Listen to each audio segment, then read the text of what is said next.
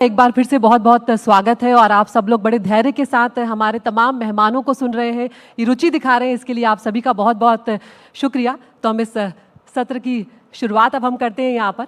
लेखन की दुनिया जहाँ शब्दों से नजरें मिलती हैं और विचारों की उड़ान शुरू होती है। ये सत्र एक ऐसे व्यक्तित्व के साथ है जिन्होंने प्रशासन का अनुशासन और लेखन की संवेदनशीलता दोनों को साथ लेकर अपने सफर को आकार दिया है। स्वागत करते हैं लेखक, कवि और प्रशासनिक अधिकारी श्री आशुतोष अग्निहोत्री जी का।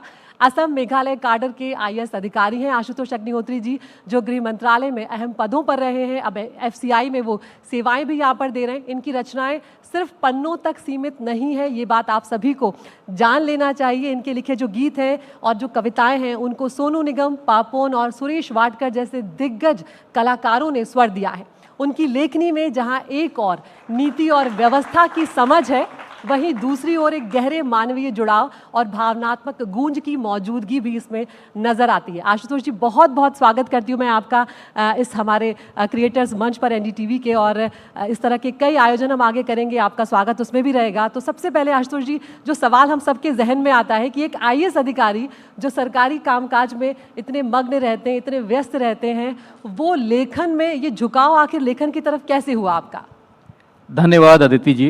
सबसे पहले तो आपका और आपके माध्यम से यहाँ जुड़े हुए सभी श्रोताओं और दर्शकों को मेरा नमस्कार। ये प्रश्न बड़ा रोचक है और मुझसे कई बार किया गया है कि आप प्रशासनिक अधिकारी हैं तो लिखने के लिए समय कैसे मिलता है। लिखने के लिए तो समय निकालना पड़ता है, और आपके इस सत्र का जो शीर्षक है वो है कागज़, कलम और करिश्मा। कागज़ और कलम तो हम ले सकते हैं, लेकिन करिश्मा तो उसी का होता है। बिल्कुल। तो जब बिना उसकी कृपा के तो लेखन या सृजन कार्य संभव नहीं।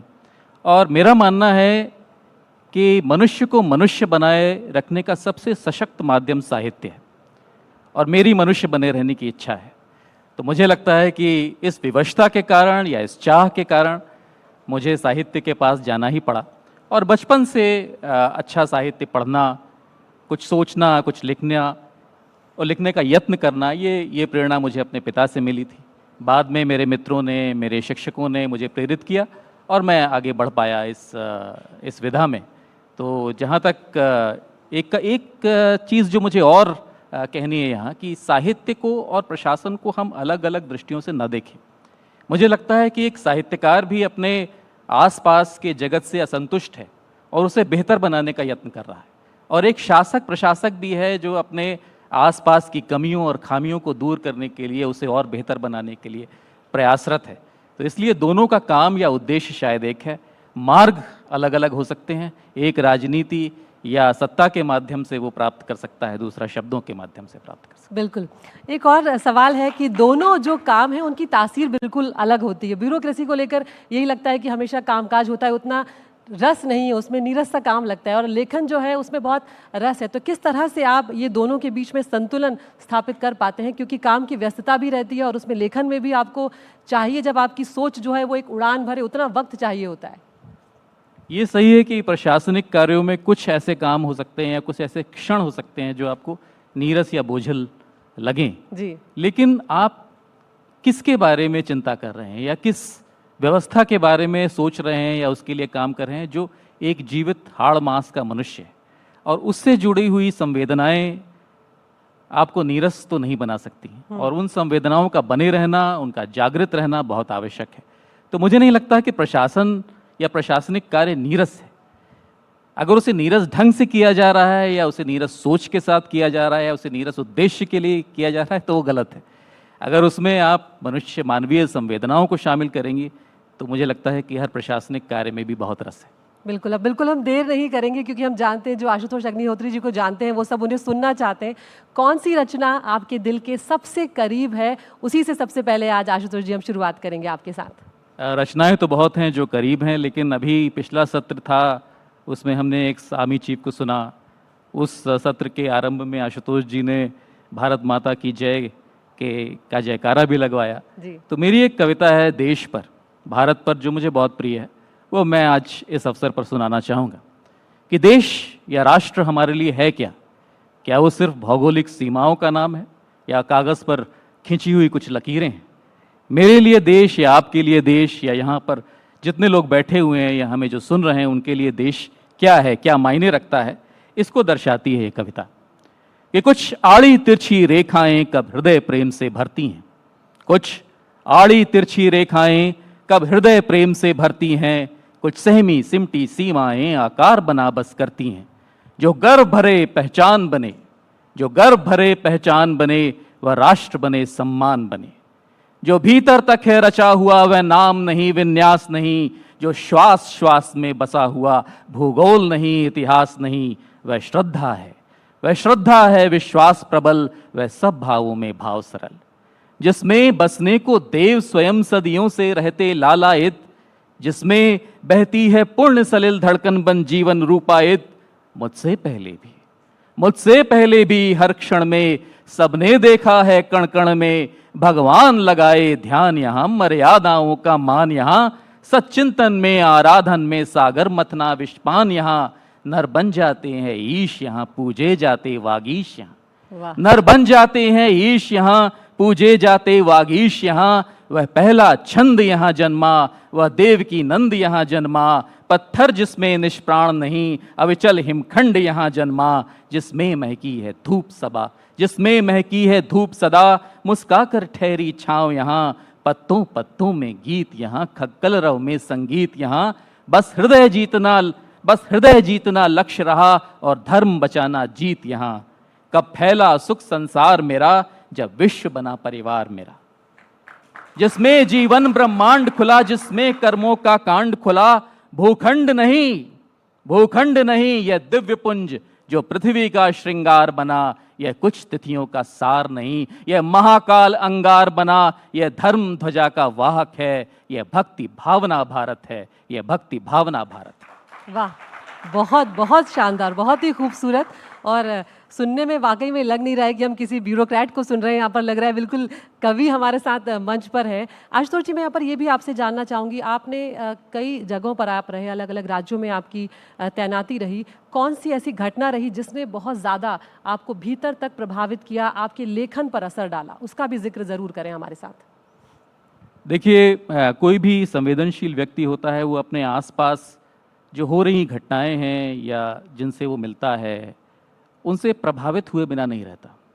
और अगर आपकी संवेदना इस स्तर पर जागृत है कि वो अभिव्यक्ति भी होती है, पाती है, तो वो सारी घटनाएं आपको इस स्तर तक उद्वेलित करती हैं कि आप उससे या उसको केंद्र में रखकर किसी कविता का सृजन कर लेते हैं। ऐसी बहुत सारी घटनाएं हमारे आसपास होती हैं जिन्हें हम समाचार पत्रों में भी पढ़ते हैं। एक ऐसी ही घटना थी कुछ वर्ष पहले, जिसमें एक बच्ची का रेप हुआ था जी। और उस बच्ची के रेप से संबंधित बहुत सारे न्यूज़ आइटम्स भी आए थे। बहुत सारे लोगों ने ये भी प्रश्न किया था वो किस धर्म की है, किस मज़हब की है। उससे प्रभावित होकर मैंने एक कविता लिखी थी, जो मैं आज यहाँ इस अवसर पर सुनाना चाहूँगा। कि वो सिर्फ एक छोटी सी बच्ची थी, वो सिर्फ एक छोटी सी बच्ची थी, अपनी बड़ी बड़ी बोलती आँखों को मटकाते। जब बातें करती थी तो चांद सितारे भी उतरकर उसकी शहद सी आवाज़ में डूब जाते थे। रंग बिरंगी छींट वाली फ्रॉक पहने जब अपने नन्हे पांव थिरकाती, फूलों के बीच मुस्काती, तो बादलों में छिपी परियां भी गुमान करती थी। बड़ी प्यारी थी पर थी तो सिर्फ वो एक छोटी सी बच्ची। किसी ने उसका नाम बताया, क्या फर्क पड़ता है? किस जबान में उसकी तोतली सरगम गूंजी, क्या फर्क पड़ता है? फर्क तो इस बात से पड़ता है कि जब उन भेड़ियों ने उसकी कोमल खाल में अपने पैने दांत गड़ाए और उसकी आत्मा को अपनी लार में डुबोया, जब वो दर्द से चीखी चिल्लाई, किसी को नहीं सुनाई दी उसकी पुकार। किसी ने सुनी हो या न सुनी हो, तुमने क्यों नहीं सुनी?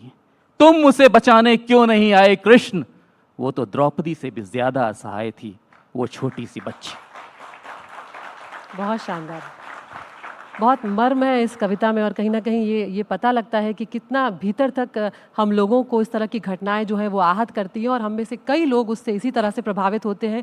लेकिन आशुतोष जी जैसे लोग उन भावनाओं को शब्दों में पिरोकर इस तरह से उतार देते हैं, वो भी अपने आप में बहुत बड़ी बात है। यहाँ पर आशुतोष जी ये भी बताएं कि कौन सी चीज़ ज़्यादा हावी रही? आपका ब्यूरोक्रेटिक करियर आपके लेखन पर हावी रहा, या आपका लेखन आपके ब्यूरोक्रेटिक करियर पर हावी है? कोशिश तो यही की है कि एक पक्ष दूसरे पक्ष पे हावी ना हो, जी बल्कि एक पक्ष दूसरे पक्ष को समर्थन दे, उसे और समृद्ध करे। तो मुझे लगता है कि प्रशासनिक जीवन ने भी मुझे बहुत कुछ दिया है, बहुत सारे ऐसे अनुभव दिए हैं जिन्होंने मेरे लेखन में सहायता की मेरी, और मेरे लेखन की जो संवेदनशीलता है उसने भी मेरे प्रशासनिक दायित्व को और सार्थक बनाया है, ऐसा मेरा विश्वास है। तो मुझे नहीं लगता कि इन दोनों पक्षों में किसी एक पक्ष की पक्ष भारी या कमज़ोर है। दोनों पक्षों को समानांतर रूप से आगे बढ़ाने का प्रयास है, और इसमें जो ईश्वर की कृपा है उसने मुझे कुछ हद तक ज़रूर बिल्कुल। सफल बनाया है। आप ईश्वर से आपका एक अलग जुड़ाव है, तो जो शिव से आपका कनेक्शन है वो किस तरह का है, और उसे कुछ अलग अंदाज में आप हमें बताएं। ये सही बात है कि ये मेरा दृढ़ विश्वास है। वैसे तो ईश्वर की कृपा के बिना सांस लेना भी संभव नहीं, लेकिन अगर आपको कुछ और सार्थक करना है, कुछ और रचना है, तो उसके लिए ईश्वर की कृपा की आवश्यकता होती ही है। शिव से मेरा जुड़ाव अनायास है, या यूं कहें कि बचपन से है। मेरा नाम भी आशुतोष रखा गया, क्यों रखा गया नहीं मालूम, लेकिन उससे भी कहीं ना कहीं वो जुड़ाव, शायद उसकी शुरुआत वहीं से हुई। फिर धीरे धीरे कुछ ऐसी घटनाएं हुई कि ये जुड़ाव और प्रगाढ़ होता गया और गहरा होता गया। शिव को केंद्र में रखकर मैंने बहुत सारी रचनाएं करने की कोशिश की जी और शिव को समझने का भी प्रयास किया। फिर एक जगह एक कविता में आकर मैंने यह कहा कि सारे प्रयास व्यर्थ हैं, क्योंकि शिव सिर्फ एक अनुभूति है। शिव सबका अलग अलग अनुभव हो सकता है। मैं शिव को किसी एक रूप में देख सकता हूँ, दूसरे लोग शिव को दूसरे रूप में देख सकते हैं। तो उस पर एक कविता लिखी थी जो आज आपको सुनाना चाहूँगा और आपके दर्शकों को भी, कि मैं नहीं ढूंढता फिरता तुमको डगडग मगमग गहवर वन में। मैं नहीं ढूंढता फिरता तुमको डगडग मगमग गहवर वन में। मैं नहीं पूछता तुमको प्रतिपल ध्यान लगाए अंतर मन में। मैं नहीं रहस्यों की परतों को कभी खुरचता झुंझलाता। मैं नहीं तर्क के उलझे जालों में खुद को भी उलझाता। मैं तुम्हें समझने की कोशिश करना भी व्यर्थ समझता हूं। मैं तुम्हें समझने की कोशिश करना भी व्यर्थ समझता हूं। मैं अपनी सांसों के उठने गिरने का अर्थ समझता हूं। इसलिए तुम्हें मैं यहीं कहीं बस आस पास ही पाता हूं। इसलिए तुम्हें मैं यहीं कहीं बस आस पास ही पाता हूं। तुम कहाँ नहीं, तुम सदा यहीं, ये कहकर ही समझाता हूं। जो सहज सरल वह शंकर है, जो अमेय गरल वह शंकर है, जो हर्ष तोष है शंकर है, जो मुक्त दोष से शंकर है, जो बहता जाए शंकर है, जो सहता जाए शंकर है, जो हृदय करुण वह शंकर है, जो किरण अरुण वह शंकर है, जो खुला गगन वह शंकर है, जो खुला गगन वह शंकर है, जो छुए पवन वह शंकर है, जो जले अगन वह शंकर है, जो अग्निशमन वह शंकर है, जो जीवन गाए शंकर है, जो काल बुलाए शंकर है, जो मन अनंत वह शंकर है, जो तन वसंत वह शंकर है, जो गीत सुनाए शंकर है, जो नृत्य दिखाए शंकर है, जो गीत सुनाए शंकर है, जो नृत्य दिखाए शंकर है, जो छंद रचाए शंकर है, जो रंग सजाए शंकर है, जो मुझे हंसाए शंकर है, जो मुझे रुलाए शंकर है, जो उंगली थामे शंकर है, जो हाथ झटक दे शंकर है। मैं कैसे शब्दों में बांधूं, मैं कैसे शब्दों में बांधूं, जो बंधा नहीं वह शंकर है, जो बंधा नहीं वह शंकर है। बस अब हम वक्त की थोड़ी सी कमी है, तो आप आखिरी और आपकी जो प्रिय कविताओं में से एक एक कर्ण पर जो कुछ लाइनें आपने लिखी हैं उसके साथ हम इस सत्र को यहाँ पर समाप्ति की ओर ले जाएंगे। मेरी बहुत सारी कविताएं रामायण और महाभारत के प्रसंगों और पात्रों जी। पर आधारित हैं, जी और उनमें से जो एक कविता मुझे बहुत प्रिय है बिल्कुल। वो कर्ण के अंतिम शब्द। कर्ण की मृत्यु निकट है और अब वो अर्जुन से कुछ कह रहा है। ये काल्पनिक है, उसने अर्जुन से कुछ नहीं कहा, या कहा होगा तो मुझे पता नहीं, लेकिन मैं इसकी कल्पना करके अपनी इस कविता की रचना करता हूं। अब कर्ण बोल रहा है अर्जुन से कि मैं तुम्हें धर्म क्या सिखलाऊं, मैं तुम्हें धर्म क्या सिखलाऊं, क्या उचित सही क्या बतलाऊं। मैं खुद सब कुछ था भूल गया, क्या सत्य नीति क्या प्रेम दया। मैं उन्मादी था आकुल था, तुमसे भिड़ने को व्याकुल था। मैं उन्मादी था आकुल था, तुमसे भिड़ने को व्याकुल था। मैं वीर अटल व्रतधारी था, मैं भी यश का अधिकारी था।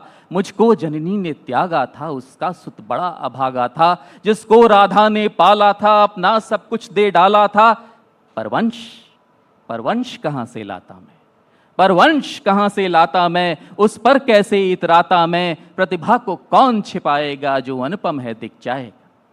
मैं तब भी सबसे कहता था, मैं तब भी सबसे कहता था, कुछ व्यथित रक्त में बहता था मैं, किरणों का श्रृंगार लिए, संकल्पों का अंगार लिए इस रंग मंच में आया था जो हरि ने स्वयं सजाया था। कुछ ज्ञात मुझे कुछ अनजाना, कुछ धीरे धीरे पहचाना, मैं बिना अश्रु सब सहता था, मैं बिन बोले यह कहता था, क्यों बचपन में अपमान सहा, क्यों प्रखर पुंज बस तुच्छ रहा। फिर गुरु ने सब कुछ सिखा दिया लेकिन मुझसे अपराध हुआ, मैं मिथ्या में क्यों विप्र बना, क्यों आतुरता में क्षिप्र बना, इसलिए शाप भी मुझे मिला, अब विस्मृत कौशल प्राण शिला। तुम केशव की अब सुन ही लो, तुम केशव की अब सुन ही लो, जो ध्येय प्रेय वो चुन ही लो। हाँ रथ का पहिया उलझा है, हाँ रथ का पहिया उलझा है, कब जीवन मेरा सुलझा है, सब जानबूझकर निगला है जो विष लीला से निकला है। तुम देखो रथ की डोर कहाँ, इन संबंधों का छोर कहाँ, यह दुर्योधन का ऋण मुझ पर, क्यों मित्र पुकारा था रुक कर, उस एक धर्म को अपनाने मैं बना अधर्मी सब जाने।